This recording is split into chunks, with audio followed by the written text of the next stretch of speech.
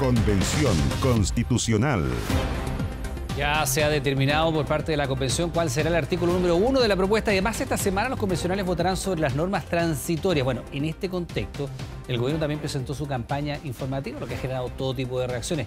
Hablamos de estos temas junto a Valentina Reyes. Valentina, ¿cómo te va? ¿Qué tal? Buenas noches. ¿Cómo estás, Iván? Muy buenas noches. Sí, el fin de semana el gobierno presentó su campaña y este lunes Chile Vamos llegó hasta la Contraloría para que justamente este organismo se pronuncie y diga si hay intervencionismo o no por parte del gobierno. El gobierno se defiende, dice que es una campaña informativa de cara al 4 de septiembre. Vamos a ver las reacciones en la nota de Agustina Álvarez.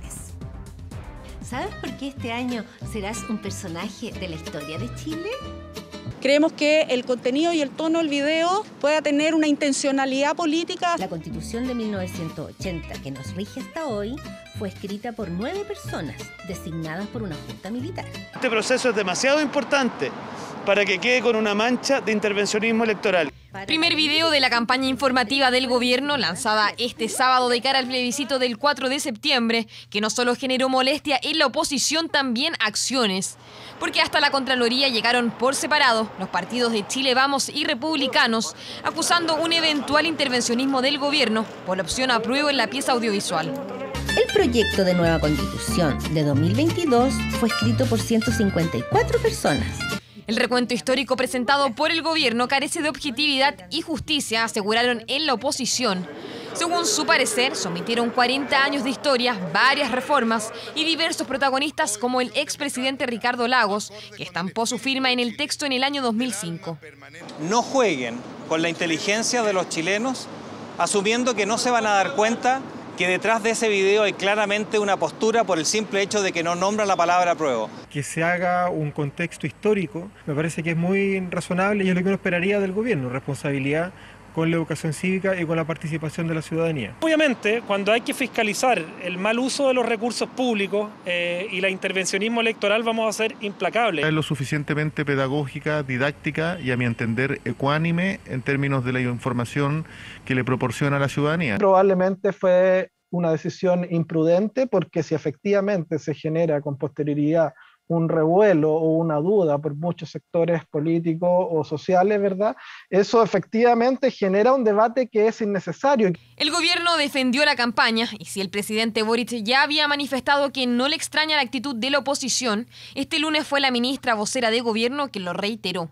Nosotros sabíamos que hiciéramos lo que hiciéramos iban a haber acusaciones de intervencionismo, esto pasa lamentablemente siempre, pero es sumamente infundada la crítica. El deber de gobierno, y así lo señaló también la Contraloría, es de informar para garantizar el derecho al voto informado de todos los ciudadanos y ciudadanas, sea cual sea su opción. Campaña vinculada al proceso constituyente que no es la primera de cara a una elección. Participa este 25 de octubre en el Plebiscito Nacional 2020. Promoviendo un plebiscito seguro y participativo, el gobierno de Sebastián Piñera lanzó esta campaña a 18 días de la elección. Las comparaciones provocaron un intenso debate en el programa Estado Nacional. También les tocó hacer campaña de información para el plebiscito, por ejemplo. Nosotros hicimos varias campañas. ¿Cuánta poca campaña hicieron? Bueno, pero resulta, Daniel, Pero que hicimos poca campaña según tú y sacamos más del 50% de las personas que fueron a votar. No, sí, es un... Bueno, yo estoy de acuerdo en eso, pero hicieron poca campaña. No, reconozcamos. Según tú es poca campaña. La Contraloría, tras la solicitud de la oposición, tiene un plazo de 15 días hábiles para pronunciarse y determinar si existe o no intervencionismo. Una polémica que podría extenderse ya que este es el primer video de una campaña que contempla 3 etapas informativas. Construyendo el hoy, construyendo el futuro. Bien, ahí estaba la campaña entonces informativa de cara al plebiscito, pero todavía está en construcción esta propuesta constitucional. Lo que ya está definido son los capítulos y los pasamos a revisar acá en nuestra estación. Son en total 11 capítulos, pero nos señalan que hay que tener atención. Hay que contabilizar también el preámbulo y las transitorias y con eso serían 13. Pero veamos lo que ya está. Principios y disposiciones generales. Aquí hablamos, por ejemplo, del principio de plurinacionalidad. Derechos fundamentales, en donde se aborda salud, vivienda, educación, derechos sociales, exacto. Naturaleza y medio ambiente, participación democrática, en donde vemos los mecanismos de democracia directa, como por ejemplo la iniciativa popular de norma. Vamos a la siguiente estación para ver más capítulos. Estos son los primeros 4. Buen gobierno y función pública, Estado regional y organización territorial, Poder legislativo, donde encontramos la Cámara de las Regiones, Poder Ejecutivo, el presidente y sus atribuciones, los requisitos también para ser presidente. Vamos a los siguientes capítulos de la Constitución.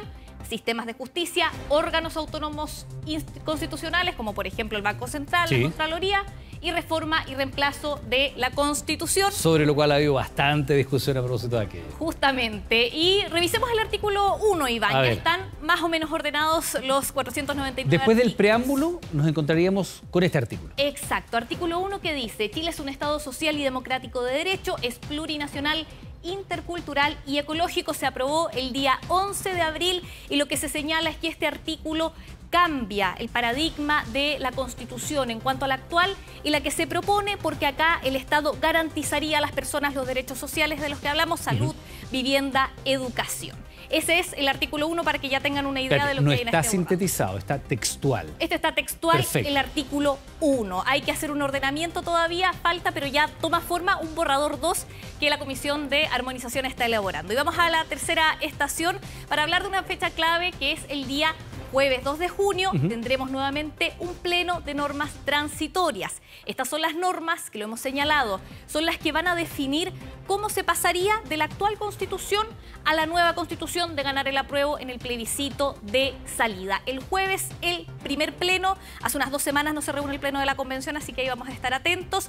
Y lo otro, Iván, y ya para finalizar, la mesa directiva señaló que la Comisión de Armonización tiene atribuciones para proponer al pleno ciertas normas que pueden llenar algunos vacíos que quedaron en el borrador de propuesta constitucional. ¿Eso sería la posibilidad de nuevos artículos, por ejemplo? Porque tú te hablas de llenar ciertos vacíos. ¿Podría ser por la vía de crear artículos que hoy día no están en esta propuesta? Vamos a ver cómo lo resuelven, si como artículos nuevos o integrando algunas partes, quizás alguno de los artículos, como por ejemplo los quórum de reformas constitucionales, que para algunos eso no quedó completo y hay que llenar ese vacío. Podría proponer entonces armonización, eso, pero al pleno de la Convención Constitucional. Y ahí se tendría que decir. Valentina, como siempre, muchas gracias. Buenas noches. De nada, buenas noches. Constanza, seguimos contigo.